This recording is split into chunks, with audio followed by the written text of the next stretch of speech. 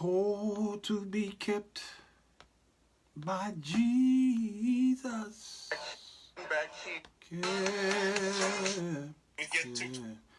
All right, let me get this thing a crack-a-lackin' here.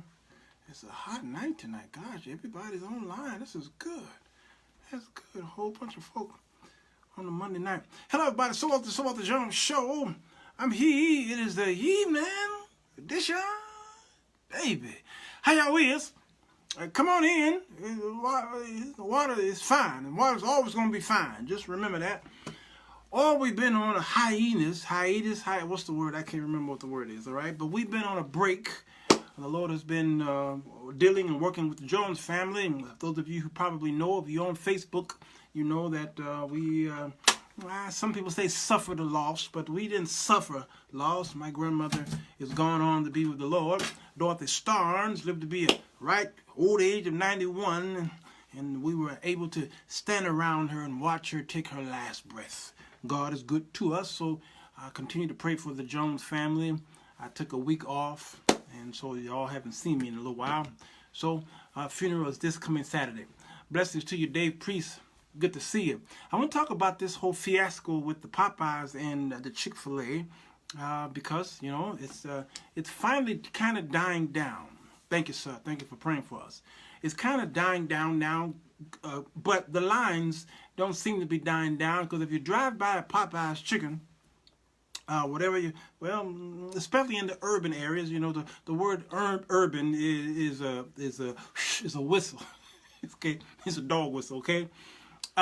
You drive by any Popeyes in the urban areas and you will see how this thing has gotten out of control. Blessed to you, Carol. All right. So I want to bring in a history of why this was so effective. I want to show you how great and brilliant the marketing plan was, and the original intent of the plan didn't work until the competitor did or said something. You know, so I'm to show you how things trend, and how you try to make a thing trend. It doesn't always trend the way you want it to trend, and then the thing that you don't think is going to trend trends. You understand what I'm saying? Brenda, good to see you. Why do you keep giving them free advertisement? I don't understand. I can't. Andre Carter, ain't no free advertisement here. I don't think you've seen my paychecks. Andre, you talking about Popeyes? Is that what you're talking about? So yeah. The reason why I'm doing this, Andre, I think you're talking about me giving Popeyes free advertising. I'm doing this to show the people who got businesses how you also can market on this. You see, here's what happened. You see, Popeye put this thing out here. I've been eating at Popeyes for many years, okay? I probably was eating at Popeyes 2-3 times a week. So I know the Popeyes menu up and down. I can close my eyes and walk in any Popeye and tell you where everything is, okay? So I know the menu. The chicken sandwich is not new, all right? People who don't frequent Popeyes think it's new. People who look at this challenge think it's new. It ain't new. That thing wasn't new. No, Okay, so when I saw this big fiasco, I started to laugh. I said, boy, y'all are so gullible. This is something else. But, all right, have fun. It'll all be over, and then another challenge will happen. But Popeyes decided to launch this thing, and they cleaned up a lot and changed and did some changes to the facades in the inside of their Popeye. They had the franchises to do some things, okay? And then they were going to launch this campaign. Well, the campaign would not have been as successful as it is now unless Chick-fil-A responded. You see, you got to understand that. Oh, you got to know marketing. You got to know promotions in a way that where you can also use your competitor to get you to get the attention of whatever you're trying to sell or promote. You see, they promoted the chicken, all right, and it didn't really get the buzz until Chick-fil-A countered it. And then once Chick-fil-A countered it on social media, especially Black Twitter picked it up, and then there it was, and 20-something million dollars of just, you know, right into the coffers of Popeyes. They didn't have to really spend much money at all on advertisement. All right, and I'm proving, and I proved this on Facebook. Okay, I shared a post April of this year. Okay, April, I don't know when it was this, April 27th, of a car here in Chicago on, I don't think it was 87th Street, running into the Popeyes. Okay, right here. Let me turn this around. Let me show y'all how you do this. Where it is? There it is. Okay. All right, let me show you this. This right here. A car ran right through it. Look at this. I was right there. I was right there at the counter. Oh my God. Jesus Christ, Lord God. I hope ain't nobody hurt. Oh my God, look at this. Man, I just said I wasn't going back because I ain't had no honey. Okay. Now, if you look at the date there, that's dated April 27th. That was of this year. Okay, y'all. All right. Now, I posted that. I let people in Chicago see that, and everybody was like, "Oh wow, that's my neighborhood." Or I shop, I eat there a lot. Okay. Now that was April 27th. Today is August. I don't know what the date is. It's 20 something. Okay. And August 23rd, I decided to take the picture of that accident and put it on Facebook. All right, and I put it there. I said, "Good grief, y'all! Is that chicken that good?" Okay. Now, why did I do that? Because I wanted to find out something. Because I'm always studying y'all. I always study how y'all think. I'm a brand. Okay, the Sirwalterj is a brand, and I'm always trying to improve the brand. I'm always studying. Okay, how people think psychologically. You understand what I'm saying? Think psychologically. That's oxymoron. Okay. Yeah. God spared her for not letting her have the money she wanted. Deanne Matthews. You see what I'm saying? Okay. Now, all right. So I put that up Monday, I think it is, whatever the 23rd was. All right. And I thought that possibly 50, 60 people might have responded with a thumbs up or smiley face or mad face or something. Okay. And then maybe a couple of people would have shared it. All right. Because this is the whole Popeyes crave. All right, you understand what I'm saying, triplet? It's the whole Popeyes crave, and it was perfect at the time. Okay, well, then I looked at the thing only 24 hours later, and I saw a number that disturbed me. Okay, when I started seeing the comments, though, on here, I said, OMG, these people who I shared this in April, all right, the people didn't remember. Here's where I'm going with this show. When I shared this in April, the people who saw the pic responded in April 27th. Then I reposted this, and they look at it as it's brand new. And then what did it do? It began to trend. So at the time of this recording, it was 881 likes, okay? Or maybe not just likes, but responses. Okay, and look at that, 9.4 thousand shares. All right, that's this post, this pic. Does that looks familiar? That's the same car that I just showed you in the previous video. Okay, 9,000 people shared that pic. Why did they share that pic? And why did only maybe 20 people share that pic when I posted it in April of just a few months ago? Why do you think 9,000 people shared that pic? It's all about marketing. Because marketing is like the weather. Okay? Marketing, those who understand, first of all, how you think, what you eat, it's a warfare of sorts. And you got to know who you're in bed with, okay?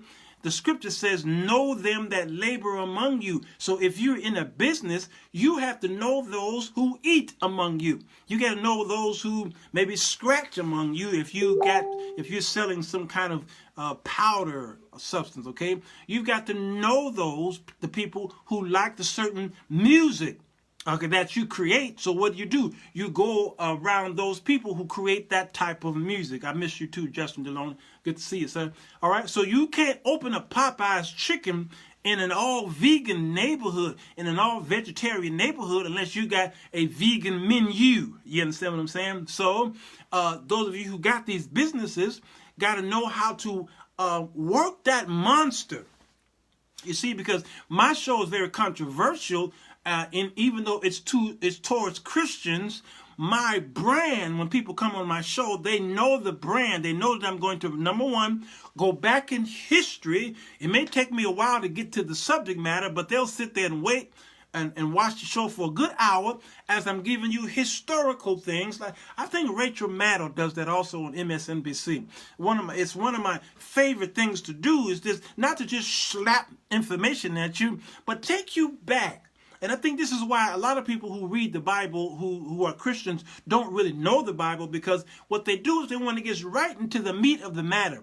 All right, they hang around their New Testament a lot because we're a New Testament church, and I get it. All right, it's good.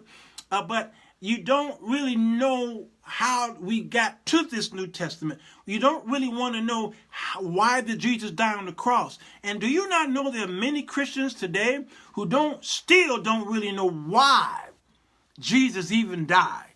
They don't even know why. Number two, they don't really care what time of day he died. It doesn't matter. That's why a lot of people say it really doesn't matter what day he died as long as he died. That right there, if you knew the history behind why he died, what time he died is just as important as why he died. You understand what I'm saying?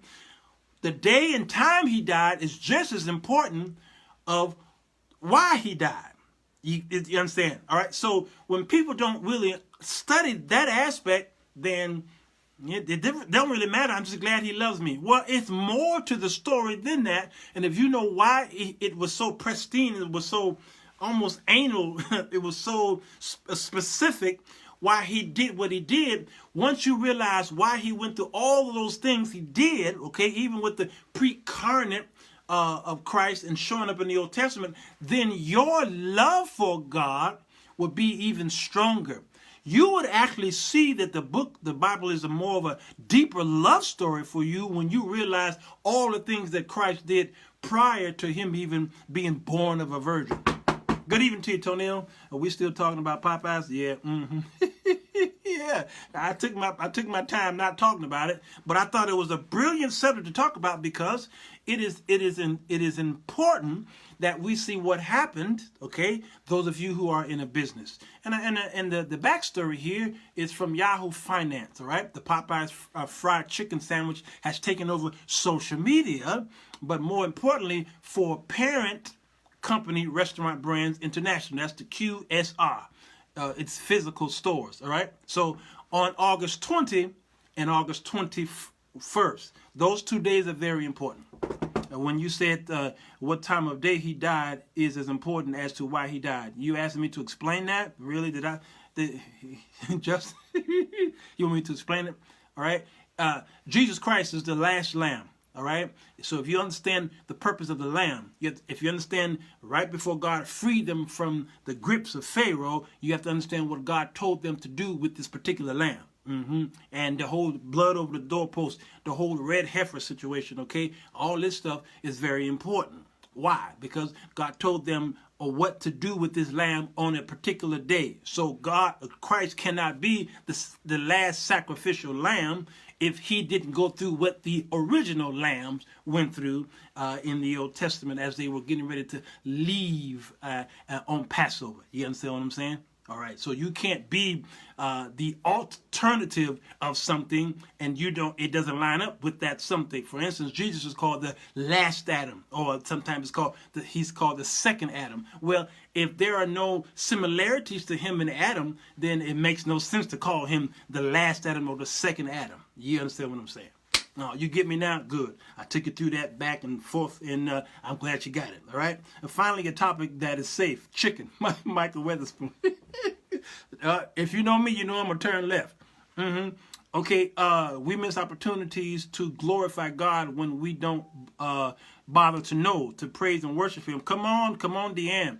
All right, so August 20th and August 21st, the days in which Popeyes dropped its infamous chicken fillet sandwich rival, traffic to Popeyes locations nationwide spiked 67%, and then 103%.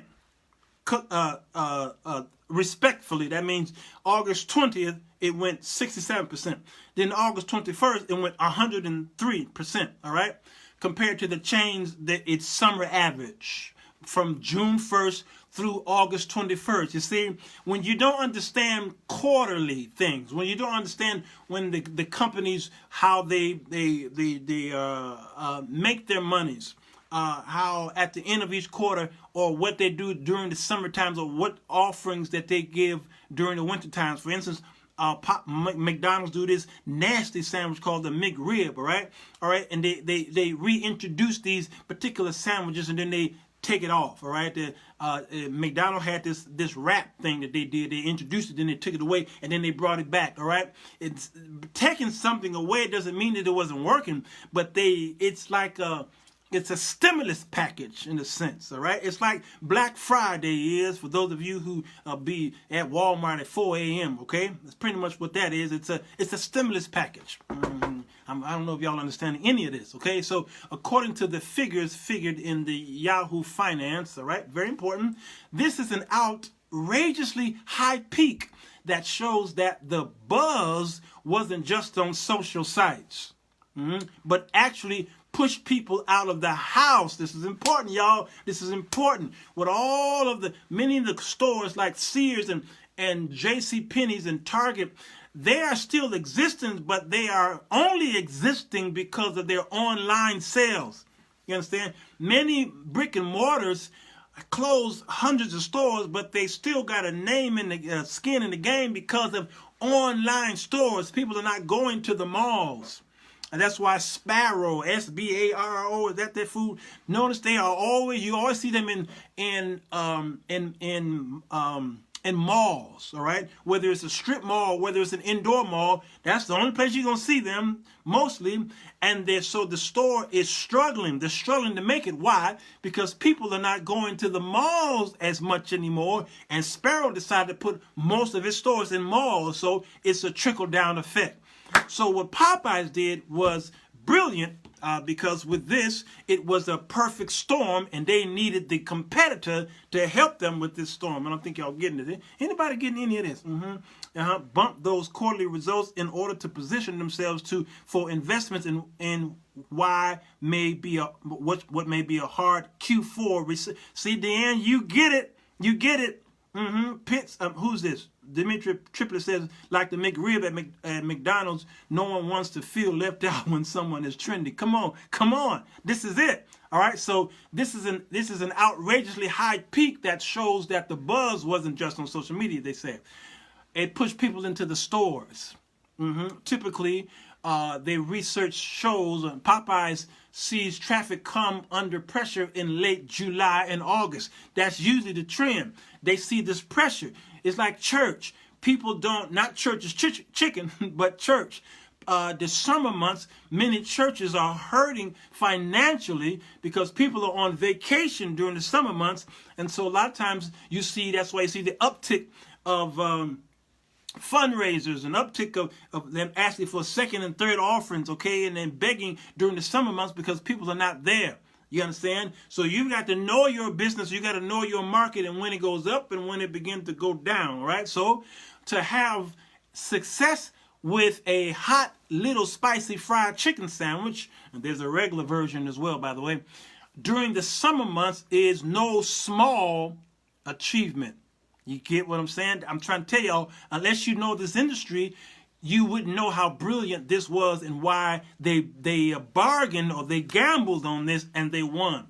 Popeyes has more than 3,100 locations nationwide, and restaurant brands acquired Popeyes back in 2017 for $1.8 billion. But since then, the company has expanded its delivery service and inked a deal, all right, to bring 1,500 locations to China over the next 10 years. Okay, But the overwhelming response to the fried chicken sandwich created by a war of words on Twitter between Popeyes, Chick-fil-A, and Wendy's is arguably Popeyes' first product home run under the brand's name. It says you can do all the social media buzz that you want, but if you don't have a great tasting product, okay, you still got to have a great tasting product.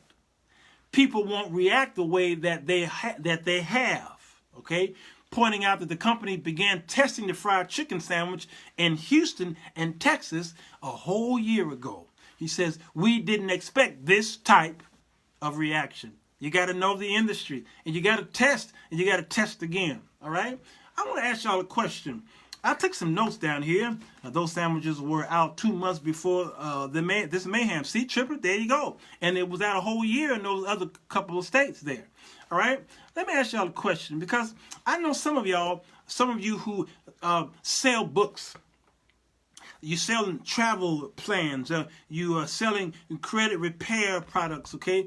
You're selling Avon and all these things, okay? You got a product to sell. You are the service, or you're selling a product, all right? And then some of the black people got a little upset because they saw how people were standing in these long lines trying to get a chicken sandwich, okay? Whether it was Chick-fil-A didn't have a long lines, Popeyes did, all right?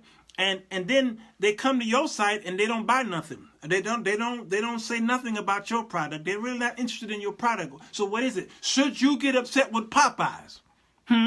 Should you get upset with Popeyes? Should you get upset with black folks who's standing in those long lines? Should you? If you think you should, you crazy. And you're not going to succeed. You see? Man, there's a lot of teeth in this game here. And you got to know how to play it. You got to know when the wave comes, what to do with the wave. When a catastrophe happens, those who understand the emotion of a man or a woman makes a lot of money on it. When the stock market crashed, there are a whole bunch of people out there that's getting ready to make a whole bunch of money.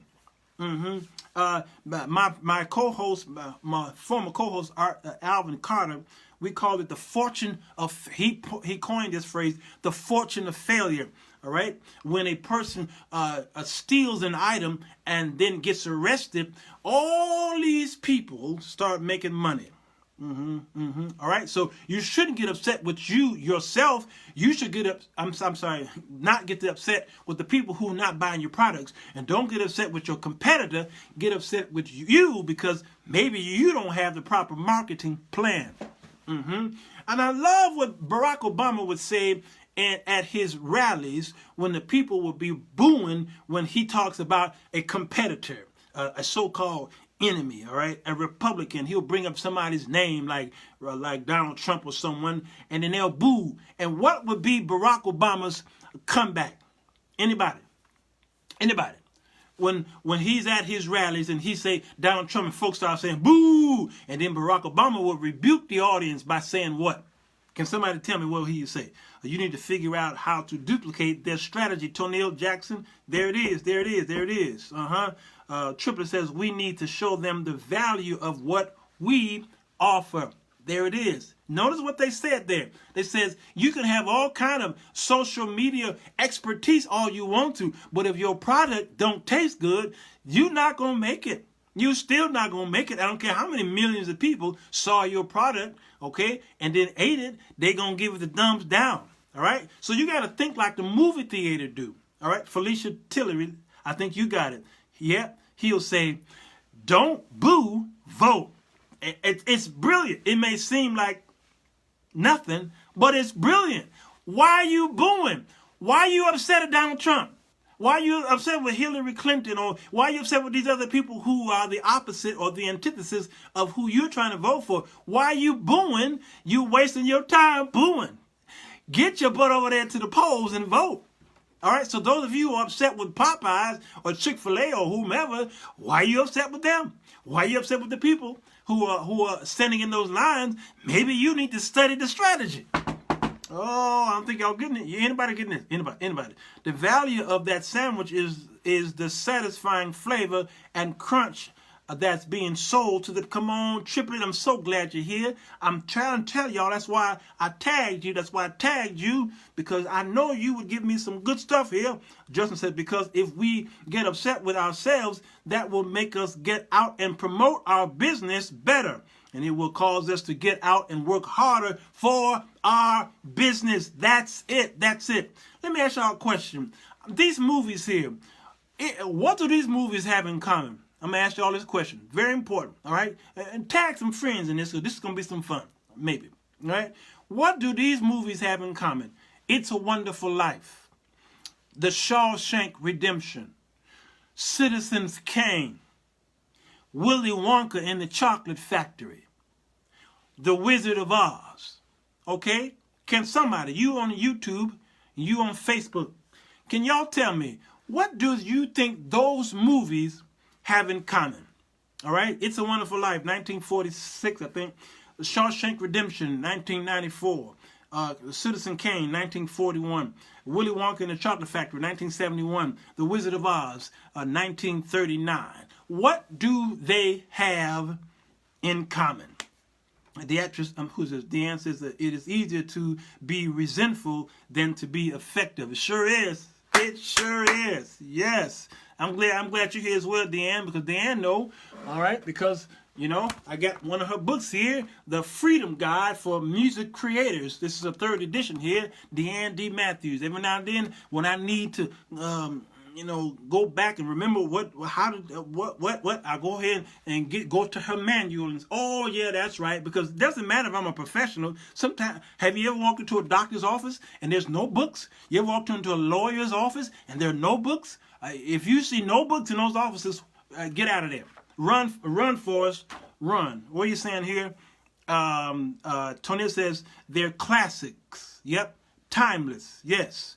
Faith says they are all unique, one-of-a-kind movies. Yes, yes, yes. They are classics. They all are like my favorite movies of all time. All right? But the thing about all these movies that probably none of you know is all of them were box office flops. Did y'all know that? Did you know that? If you did not know that, give me some likes. If you didn't know that, give me some likes. Give me some likes, okay? All of these movies were box office flops. That means people didn't go to the movies to see them. They didn't go. Number 2, the money that the producers put into the movies, they didn't make that money back. Yeah. So wonderful to always have your voice of confidence. Come on, Deanne. I know a good product when I see one. This is an amazing product that when people finally buy it, they realize, oh my goodness, I didn't realize that. Okay? They all flopped at the movies. And these are some of the greatest movies ever written. And many of them got Oscar buzzing and won Academy Awards, yet they lost money because the people didn't go. So why is it though that when I put these movies out there and y'all heard me quote these movies, most of y'all said they are classics and you said you love the movies. So why do you love them now if they became box office flops? Can y'all tell me why? They gained notoriety when they hit the small screens. Triplet, you own to something. You own to something right there. Justin says, I was a baby. Rev, you telling your age. Well, you ain't got to be a baby. Listen, Citizen Kane came out in 1941, brother. So what are you saying about me?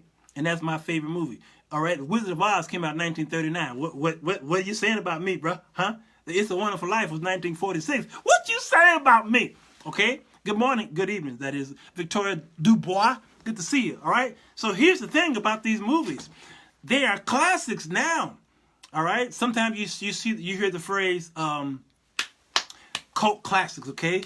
But Amber Rogers got it. Timing is everything. That chicken sandwich, I had eaten it. And when I go to Popeyes, it's no line, no waiting. No line, no waiting. And I ordered that chicken. It was all right. It was okay. I can walk up there at any time. No line, no waiting. Okay? Timing, though, calls now that line to be wrapped around the block for the same chicken where nobody was waiting in line for. So that's what's happening here with these movies. I love all three of them, Carmen. It's a Wonderful Life. They failed to renew the copyright in 1974. It's a Wonderful Life, okay? And the writer of the movie, he just gave it up. He's like, you know, I really don't care about it. So they didn't renew the copyright. What happened? The TV stations, I think Triplet might have said it. The TV stations realized that the copyright had expired and it wasn't renewed. So then the TV stations began to play this movie without paying any royalties. So what happened? The small screen. Why? Because during this time, a whole lot of people, a lot of people stopped going to the big screen. The movie theaters was suffering, but everybody was, cable TV was kind of new. All right, 24-hour TV, and people can sit there and watch reruns of blockbuster, so-called blockbuster movies. Oh, and then what the TV station began to run that sucker every year around the same time, and it became a Charlie Brown Christmas type effect, and it became a cult classic. And It's a Wonderful Life was reborn. Why? It's all about timing, y'all. I go for the surf and turf, spicy strips. Strip me, please. Keep the sandwich. All right. Number 2, The Shawshank Redemption, which I think is one of the.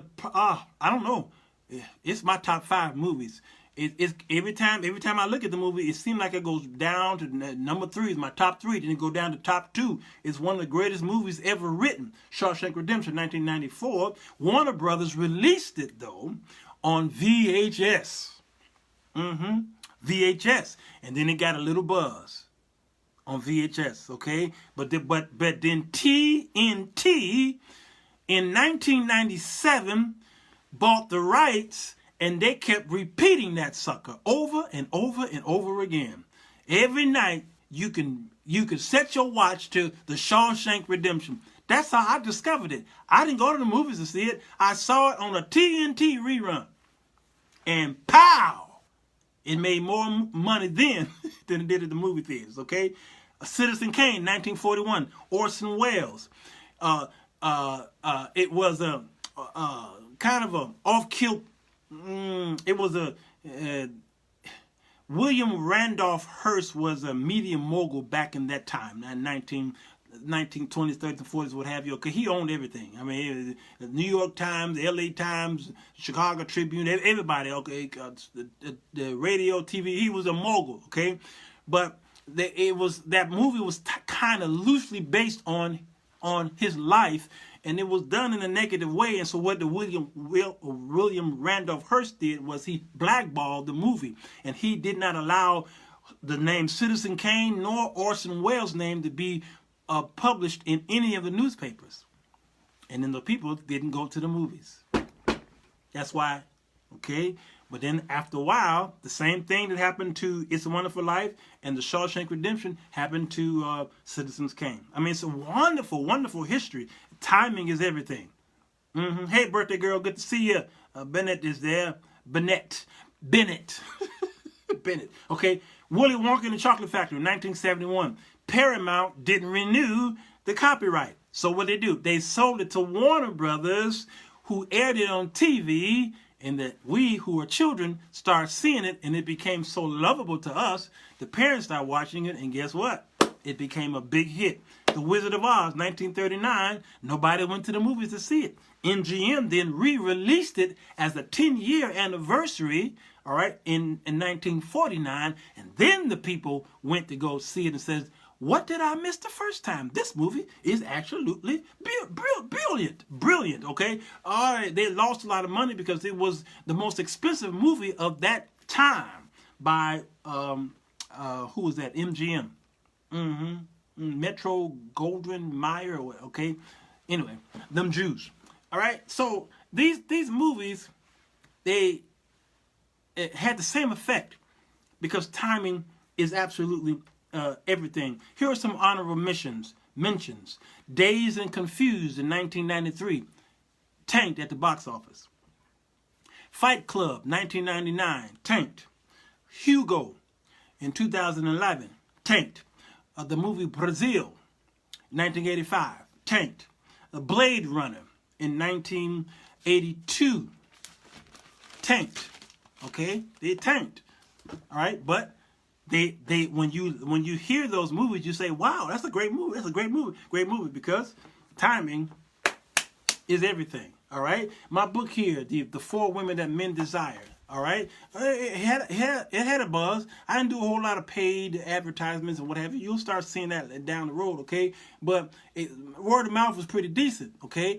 If Oprah just mentioned the name of the book, I would sell out like that. I would sell out. Why? Because who said it?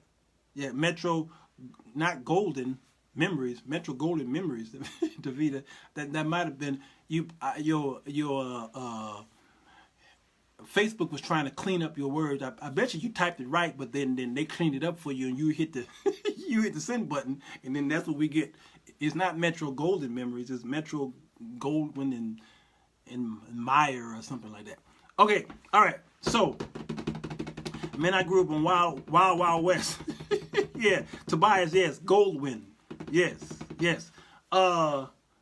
Okay, 12 great movies that were supposed to fail. This wonderful article here. 12, Mad Max, The Matrix, 1999, Snow White and the Seven Dwarfs, 1937. They were supposed to have failed. Star Wars was supposed to have failed. Jaws was supposed to have Apocalypse Now, 1979. Pirates of the Caribbean, 2003.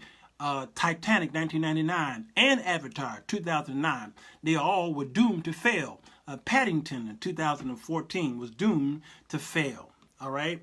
RoboCop, 1987, was doomed to fail.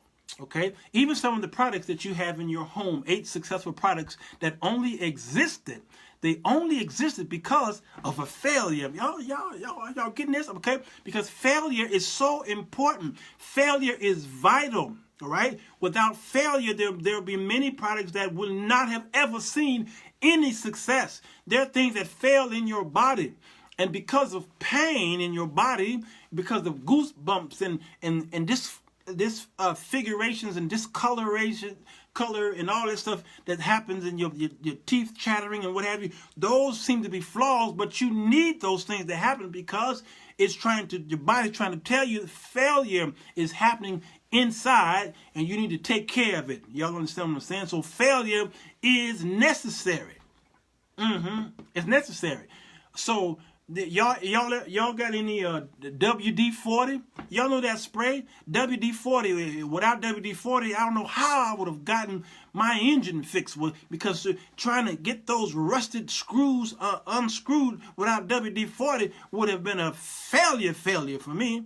But have you ever wondered where this useful lubricant got its name? The name comes from the fact that the formula represents the 40th attempt to create a degreaser and rust protection solvent. That's right. They failed 40 times, or at least 39 times, and then they tried it one more time, and then they got it right. And that's what WD-40 stands for, 40 times it failed. I mean, that's it right there, 1958. Okay, can you imagine if the lab had given up after the 39th try? You would not have seen this. Bubble wrap. All right. Interestingly, engineers created bubble wrap in 1960 in an attempt to create a trendy new textured wallpaper. Yeah, and this was a total failure, as was a later attempt to market it as housing insulation. And when the wrap was eventually used by IBM to pack a newly launched computer, overnight success. Pacemaker. All right, the pacemaker. Yeah, that thing right there. Because of a failure, it worked. Apple, Steve Jobs, of course, we know his story. Nintendo, the Dyson vacuum, synthetic dye, and Wheaties. Right? Wheaties was a mistake. What he was trying to make for you to eat didn't taste that great, and it wound up causing something else to turn into a flake, and then they ate the flake and said, this is good. And then, well, it's just another cornflake box. But what did he do? He decided to go into partnership with the NFL with sports teams. That's why when you think of Wheaties, what do you think about? You think about the box, and you think about who's going to be on that cover, on the cover. Anyway, and I love what they have a remedy here on how to overcome your fear of failure, and making mistakes is a part of life. And as these 8 stories make clear, failure is nothing to fear. In fact, failure can be a direct path to success. What if Popeyes would have just put the thing out there and not going back and forth with a Chick-fil-A? The fact that they went back and forth with Chick-fil-A caused success to happen. Here are some ways to not let failure get in the way from your ultimate succeeding in life. It says, number 1, accept the failure is just part of the process. You gotta fail. Go ahead, do it. And that's part of the process. It builds up your resume. It builds up endurance. It puts a shield on you, okay? It puts a hard core, all right? Everybody has to deal with failure at one point. And the people that don't let it get in the way are the ones that recognize that it's just a part of business. I saw a movie the other day. Oh my God, what was the name of that movie? This guy who went to jail for raping a girl in high school. He didn't rape her, all right? And he wanted to be an NFL player, and he didn't rape what is the name of the movie, all right? The name of the movie is his name. Gosh, Morgan Freeman played in the movie. It just came out, all right? And I'm not going to tell the movie. I'm going to do a whole show about that movie because it was a great movie. Number 2, in times when you do fail, don't waste time sulking. Failing is never easy, but you can't let it get to you for too long. Number 3, be ready to pick yourself back up. Pick yourself back up. Look at Donald Trump. How many times did this man file for bankruptcy? Now he's the president of the United States. I mean, come on. I mean, not saying that is the great success story, because when he leaves office, I'm afraid that a worse thing is going to happen to him because he got so many legal stuff happening behind closed doors. Be ready to pick yourself up. Number 4, look for the good that comes as a result of failing. Look for the good that comes as a result of failing. Just the examples highlighted above, good things can sometimes come from failing. Michael Jordan said once, I'll whether fail, all these typos, y'all gotta stop typing typos. Okay, I'd rather fail than to not try and fail. That's good, Justin. That's good stuff. Okay, because I'm spitting and talking fast and I'm slurring my speech. So, all right, 10 iconic products that brands brought back from the dead. The chicken, in a sense, was just a menu item that a lot of you would have never tasted. All right, so there are other products that have come from the dead. They died, and you said it will never come back again. Forget it, like the new Coke. Remember they changed the ingredients and screwed up. All right, these are 10 iconic products that brands brought back from the dead. Crystal Pepsi, all right, is back. Coca-Cola Surge, all right, is back. Miller Coors is back. Nokia 3310. Yes, the Nokia. Let me show you what that looked like. Okay, that's the Nokia 3310. Come back. Yeah, believe it or not, the Soda Stream. Come back. Steve Madden Slinky. Come back. Levi's 505. Come back. Yep. Nintendo Game Boy. Come back. Yep. Polaroid. Y'all remember the old Polaroid? Yep. Come back. Yep. Mad Libs. Come back. Okay? I'm trying to tell y'all. You think that something has died and gone to be buried with the witnesses in heaven. No, man, no. Can you imagine the Polaroid camera came back? It's not a digital thing. That you literally take a picture like the old Polaroid and you pull the paper out. It's back. It's back, y'all. I'm back, y'all, and I'm black, y'all. I'm blickety. Okay, all right. So, matter of fact, I pulled out all my old phones here. Matter of fact, let's see here. I've got an old phone. This right here. This is my Star Trek phone. This is a Ericsson. What is this thing? This is a Ericsson LX588, and my old phone number is still in there. Okay, yeah, I love this little phone. Remember when they came out with these little phones? They were so small. It was the fad of the day. Okay, old Ericsson came out in 1998. It was not my first phone, but it was one of my earlier phones. I'm a pack rat. I like to keep old items. Okay, then Ericsson came out with this R300LX. It was by AT&T. This phone here came out in 2001. All right. I was used to the flip, but this one here was like a brick. Okay, you can beat a man in the head with this, and you can use it as a weapon. You know, it was cute because you just hold it in your hand, and you know, walk around with it in your hand. Yeah, I am a pack rat. That right there, that's my old phone right there, the Ericsson. It was pretty decent. I liked this phone. The reason why I had to buy another phone because this fell in the water as it rained and poured. It fell in a puddle of water and it never worked the same again. So what did I do? I went down into the store and I bought me a Nokia 6360 in 2001. Yeah, the Nokia. Oh man, this thing right here was beautiful. All right, it's because I was used to holding the phone like this and able to beat somebody upside the head. Yeah, that Nokia had all kind of special things in here. Okay, never could get that whole texting thing just right. Okay, so that thing after a while, I couldn't keep a charge on it, and I said, you know what, I need to upgrade. So what did I do? I went and got me a Motorola V5551 in 2004. Yeah, I didn't borrow these phones, y'all. These are actually Sirwalterj's phones. All right, I keep everything. Yeah. Somebody says, "Is there a reason you still have them?" Yes. There's a reason I do everything. Okay, this right here was a great phone. Oh yeah, y'all don't come to my house. Don't go into that room behind that wall right there. I can never show you that room ever. And if you ever come in here and see that room, you got your will and last will and testament, because you can't leave here alive.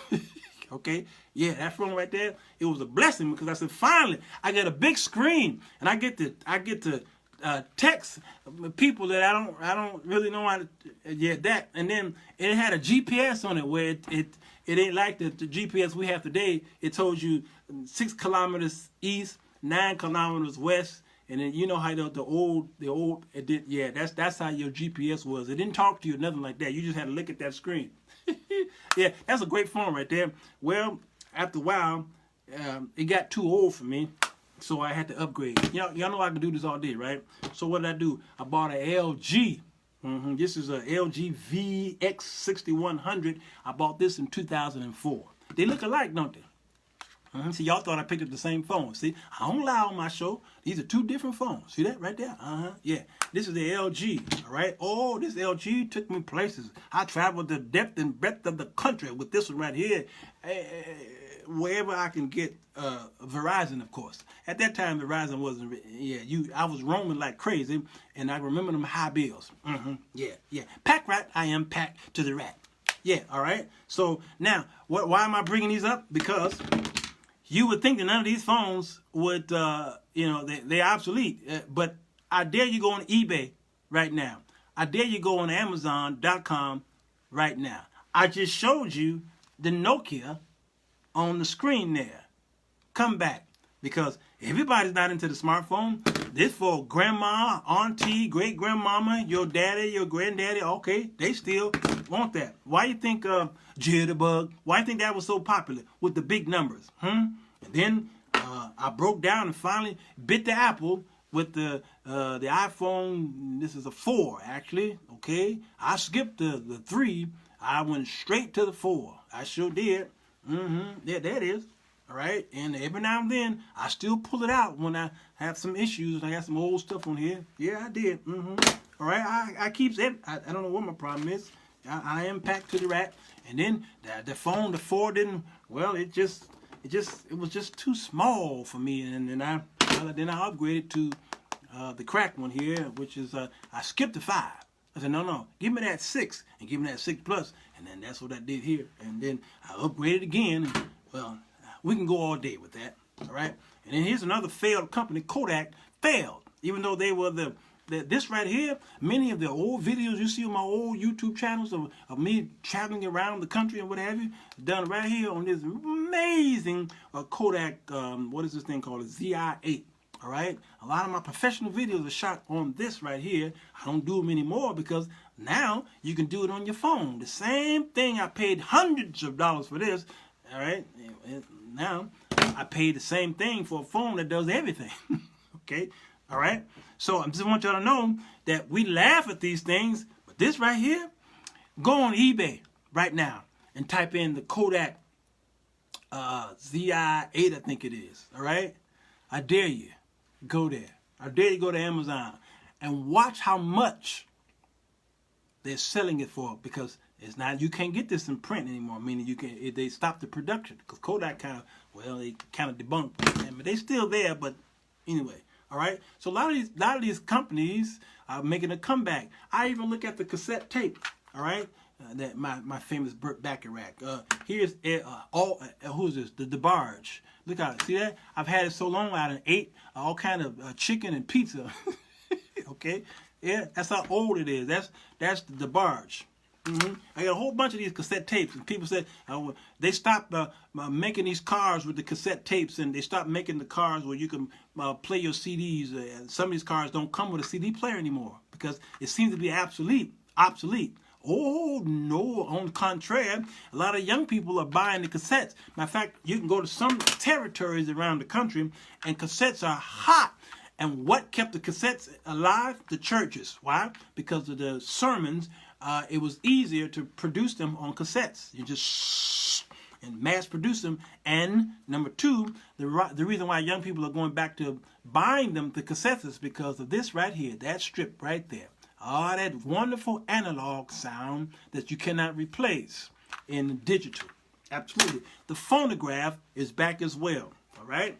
Back when the music business in the 1990s, when you released a song, you manufactured 1,000 CDs, 500 cassettes, and 500 records. Okay, and then that number started going down. All right, then it was 1,000 CDs, and then 300, then 100 cassettes. Then they got rid of that. They said, why would I print it? Why would I put my music on a cassette? It's obsolete. Why would I put my music on a phonograph? It's obsolete. Who kept the phonograph alive? The DJs into these clubs. The clubs kept the DJ, the phonograph alive. And now there is a spike in phonographs. So now when a person comes out with a record, okay, a song, it's usually superstars, these big guys, okay, with big budgets. When they come out with a song, they don't just upload it on iTunes. They're not only just putting it on CDs, but they put it on a record now. Oh, absolutely. And you got these subgroups of people who are buying these records up like crazy. Going to a major cities especially, and there are record shops popping up everywhere. Like Tower Records would be peed off right now, okay? But they're popping up, all right? Why? Because the young people are discovering quality. Y'all understand, all right? So quality is actually now trending. That analog quality sound is now the trend of the day. People who who are writers thought that they understood the industry, that people was not going to read books anymore. So they started to put much of their effort into e-books, digital books, and Kindle and what have you, okay, these e-readers, and they started putting most of their efforts and money into that, thinking that people are not going to purchase books anymore, and they realize, oops, that is not the case. As a matter of fact, I was talking to Tanil the other day, and she told me that black people support each other in the literary world almost more so than the other races. Absolutely. Yeah, so there's still a big buzz. So when people want to buy my book, The 4 Women That Men Desire, most people don't want the ebook. They don't want the Kindle. Most people want the hardcover. Why? Because that seems to be that's more personable. All right, that's I can reach out and touch it. They like to hear, smell the pages, and they like to see that I signed the book. You understand what I'm saying? You can't do an autograph of a digital a book. All right, but you can digitally autograph. Yes, you can do that. It's just not the same though. Not the same. All right. So what you think has died has not. Are y'all understand what I'm saying? Okay. All right. So nostalgia is now the new trend. There are 50 examples of, I'm not going to read all 50. I'm going to shut this down so I can eat. 50 examples of corporations that failed to innovate. Now, this might be some of y'all. These corporations failed to innovate. Change is inevitable, and innovation is no different. So you need to smell where the trend is going. Now, you got to study this, though, because you don't always still run with the in crowd. No, I'm not exclusively telling you to run with the in crowd. I'm not a person who runs with crowds. I don't do that. I actually go against the grain. Maybe that's why I become as popular as I am, because I go against the status quo. I go against the grain, yet I take some of what the grain is doing that way, and I take some of that and some of that I borrow from some of that, because I know that I still need that to exist, but then I go against it and create my own flow. I put in another mix. It's another recipe. I see where the crowd is going, and I create a recipe around where the crowd is going, and it seems to go against it. But anyway, that's the best way I can explain it. I read a little. I read a little on my tablet, but I love the feel of a real book in my hands. Nothing like turning pages. Yes. All right. So here are some Kodak. I just mentioned Kodak. All right. Where's my Kodak? This is Kodak. Okay. The reason why they failed is because they didn't innovate. They didn't innovate. Let me show you. This is Kodak here. Okay. And they give the write-up. This is valuer. It's a long website. Nokia didn't innovate. Okay, Xerox, same thing. Blockbuster. Now that's a sad story. Blockbuster is a sad story. Netflix buried them because Blockbuster thought the people will always buy VHS. They always go to the stores. They will always be buying these what they call these VCRs, okay? Wait, is VCRs? Is that what they call them? See, I got ones right here. I'm looking at one. All right, these VHS players, okay, and recorders, but they didn't think nobody was gonna sit at home and rent stuff digitally. It made no sense, and the Blockbuster Netflix story is the same as the MySpace Facebook story, because MySpace was huge. Facebook was the new guy on the block, and Chris, who started MySpace, and then of course there's Zuckerberg. Zuckerberg made it asked Chris of MySpace to purchase Facebook for, I think it's $75 million. And Chris said, no, your little platform is small, because look what's happening in MySpace. I mean, it was huge. They had people all over the world working for MySpace. And then, what an upset. And then Facebook, and then MySpace fired about 500 employees, and they downsized, and well, you never hear about MySpace anymore. They still there. They still there. Yahoo didn't innovate. Segway didn't innovate. IBM, JCPenney, Tyrac, BlackBerry, who else? The Commodore, Sears, all right? Remember Sears and Roebuck? Here's Sears here, all right? That's them there, okay? They didn't innovate. Okay, why? Why? Because they were still trying to sell to your grandpapa. They were still trying to sell to the baby boomer. And they still had the old clothes fit. They only fit a certain style of people. And they wouldn't innovate. They didn't check to see that. And they figured that what was happening, the fad that was happening, was going to that fad was going to fade away and that people were going to revert back to the style of Sears, and it didn't work. Macy's, the same way. They were known as the world's largest store. They even bought, who did buy down here, downtown Chicago? Carson Peary? Or did they buy, who did buy downtown, y'all? What really happened to Blockbusters? Why did they actually close? Justin, I just told you. Netflix. I missed the Blockbuster experience. It was our version of Netflix and chill. Yeah, it was. Never was a fan of MySpace. Victoria, you the only one in America that wasn't a fan. Hitachi, Polaroid, the Polaroid camera, okay? They're making a comeback. Toshiba, Radio Shack. Y'all know what happened to Radio Shack. And that right there, I don't know how they lasted as long as they did. And Radio Shack was expensive. And they lasted that long. It was crazy. Marshall Fields. Thank you, Victoria. Macy's bought Marshall Fields. Motorola, those brick phones. Borders Books. Borders Books. I went into mourning. I went to a mourning season in Borders. When Borders closed down, I cried for about 3 years straight. I'm still crying over Borders. My library over here, if you see my library, 80% of my books in the library are from Borders Books. Oh, the Palm. You remember the Palm? Let me show you. That failed as well. Remember that thing right there? Failed. Sony, Walkman, failed. National Geographic, failed. Pan Am, failed. That thing was a failure.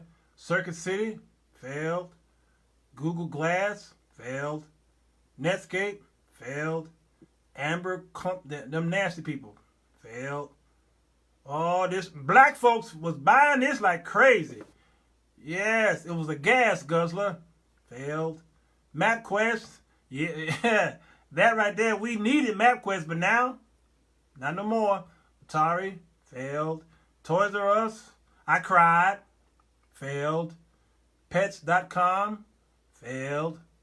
Tower Records, oh, that was a big upset, failed. Oh, yeah, HMV, failed.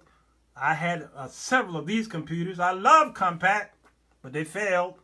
Enron, embarrassing. Hostess, yep, never had a big comeback. They still around, but General Motors failed. American Online, all right. My email is still giftedfriends@aol.com, but they still a big failure. Clinton Cards failed. The Sharper Image, oh yeah, we love that store. TiVo failed. Pebble failed. DeLorean Motor, we know they failed. The Concorde, I was surprised they failed. The Daily failed. XF failed. Nortel failed. All right? Okay. Failed. Why? They didn't innovate. They just didn't innovate. All right? Here's one of my favorites. Slinky, slinky, fun for a boy and a girl. Slinky, slinky. Yeah. I think it's a wonderful toy. Yeah, it's fun for a boy and a girl. Fun for a girl and a boy. Anyway, yeah, I got a whole lot of stuff in this house. You just don't want to, I don't want to pull out all of my arsenal, but yeah, a lot of old stuff in this house. Okay, why? Because if it comes back, I'm going to make a killing on Slinky. All right? So I just want y'all to know that go ahead and continue to stand in the line at Popeyes and Chick-fil-A and whatever you want to do. That's fine. Keep doing that. But I need you to know, pay attention to your brand, because if people don't know who you are, then why? Why? Because what's getting ready to happen, y'all, is a recession.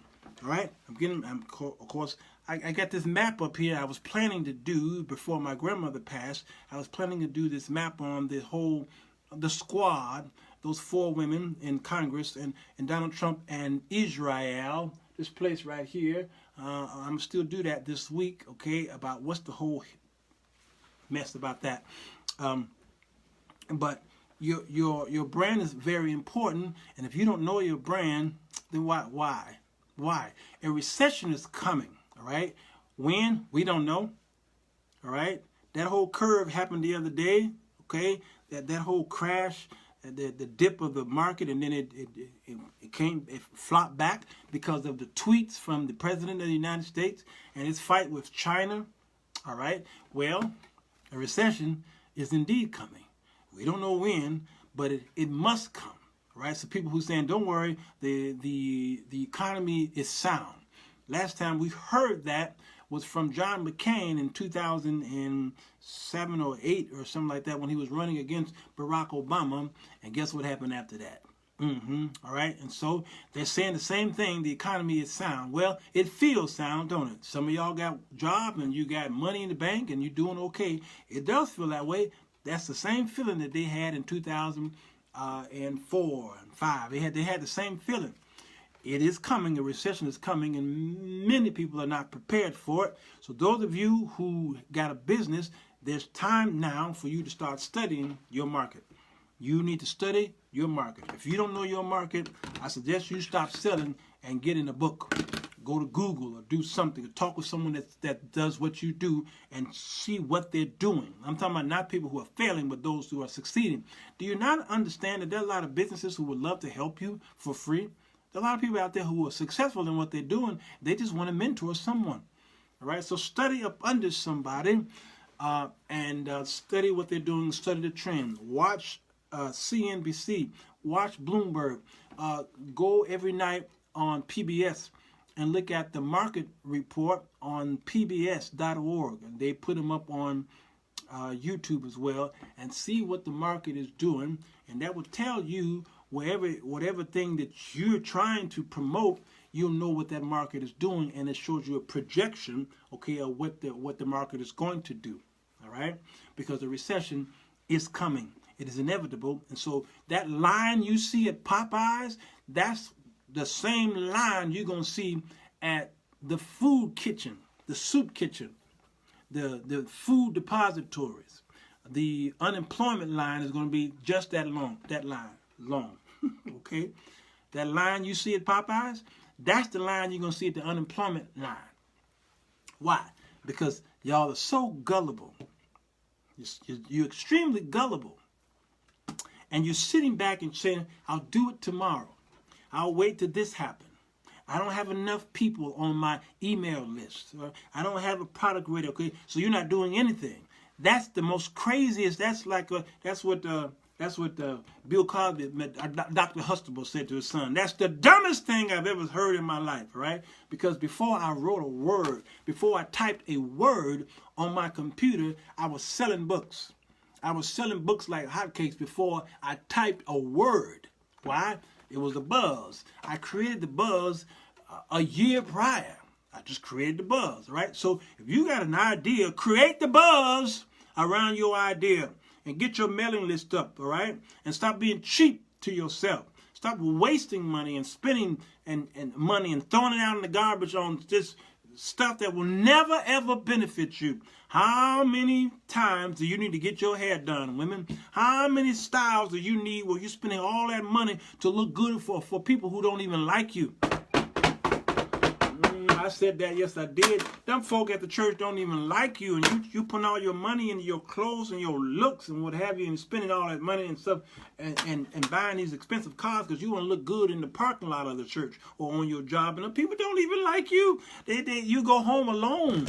You go home to yourself, all right, and you're spending all this money, and so you don't have any money saved up when a recession do come. You got nothing. You got no emergency money, okay? You just got nothing, no investment, no nothing.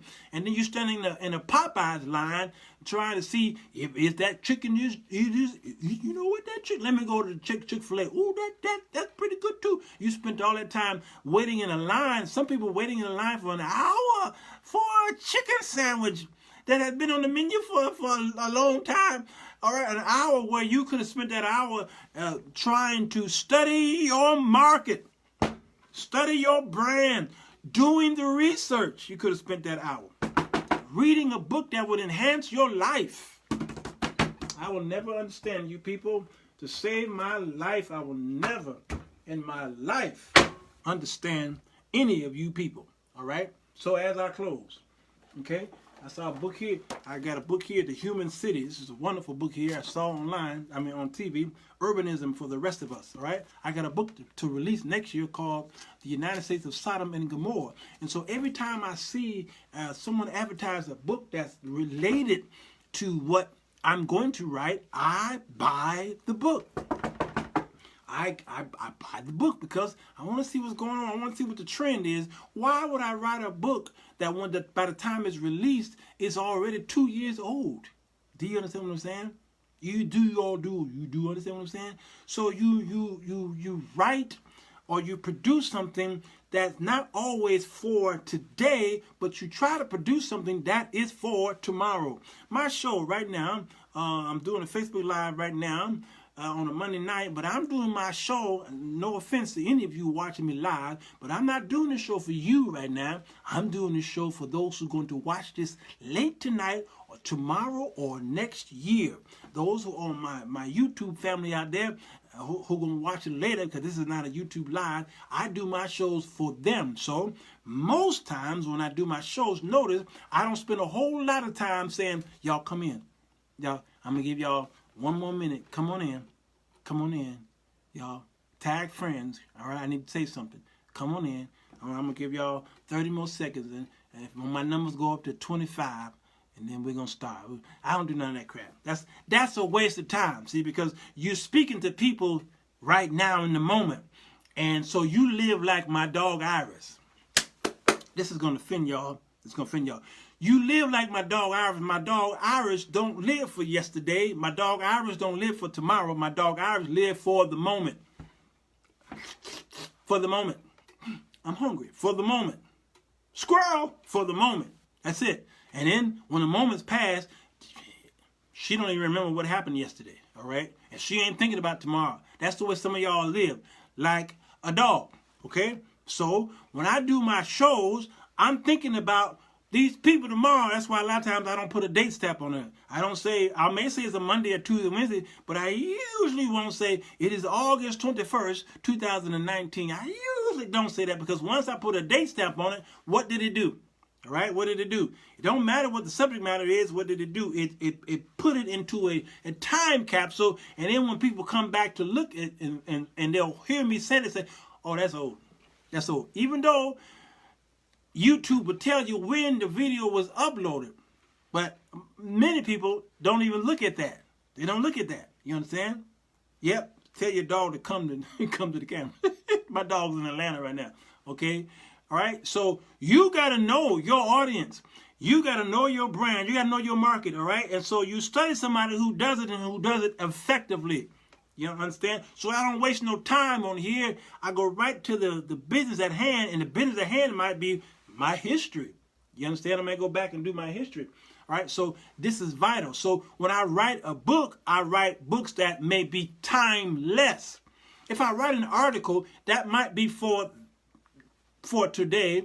It might even be for the next day. But when I write books, I write them for the times of time. So this book here that I keep shoving in your face won't ever die, because it is like the Bible of relationships. You understand what I'm saying?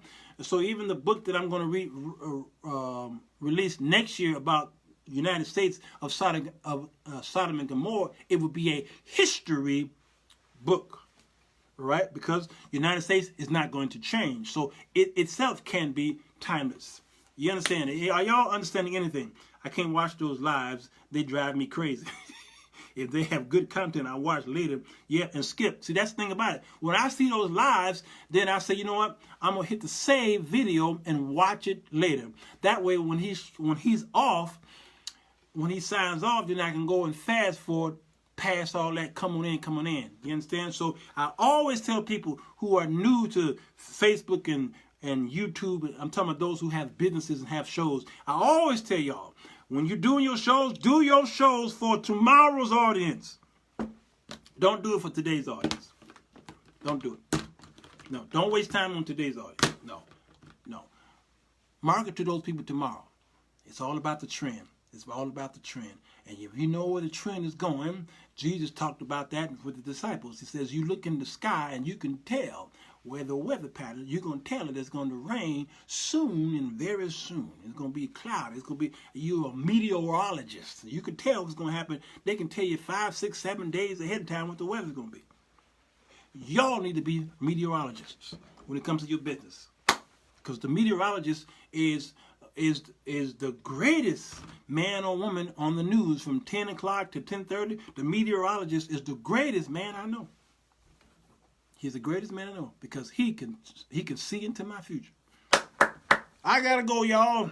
I love y'all, and there ain't nothing you can do about it. So as it pertains to Popeyes chicken, I'm done talking about it, and I'm gonna get back to maybe eating some of it sparingly because I really stopped eating it.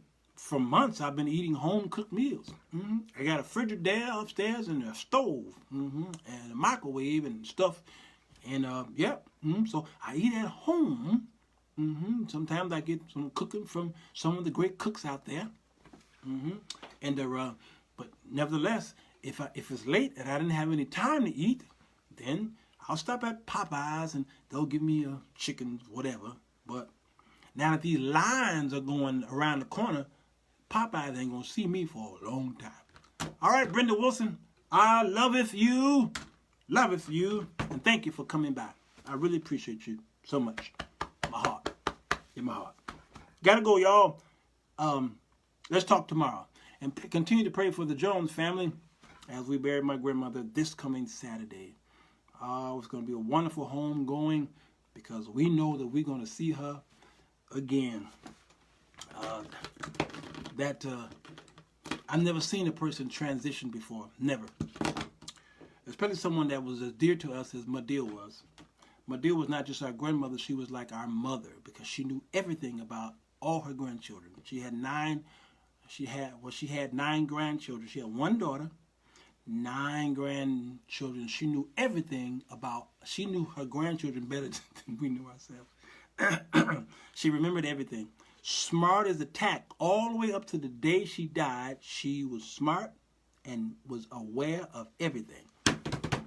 I think that's what hit us the hardest because my mother was the glue that kept us together. All right, let me stop talking about it. I want to thank Tennille Jackson for this amazing award. I don't know if she's still here or not, but my book now is an award-winning book. I could put that now in my promotions. The author's promoting success. Sirwalterj Jones, 2019 Book Review of the Year recipient, APS Books Award. This right here is, have you ever seen an award show where somebody black will win an award from NAACP? And they all say the same thing. And I agree with them. When you are honored by your own peers, it has more meaning than the Academy Awards. Because the scripture says a prophet is not honored in his own territory. You understand what I'm saying? So this right here is a great honor. And it's about 500 pounds. So it does make a good paperweight. But I won't even deplete the honor by putting it on paper. It sits on my desk. We're all to see. So blessings to you. Thank you, Tennille, for honoring me. And I am praying for the rest of you who are our product people out there. Get your stuff out there. And if you need any help, call me. Hey, Alexa, say goodnight to the people because I'm hungry. Have a good night. Sleep well. Oh, she always flirting with me in front of y'all. All right, goodbye. All right, goodbye, y'all. Hit the share button if you will. If you're on YouTube, hit the thumbs up. Right now, go right now. Hit the bing. Oh, thank you. Thank you. I felt that in my shando. All right, and then subscribe. I'm back. I'm blickety black. All right, see you tomorrow.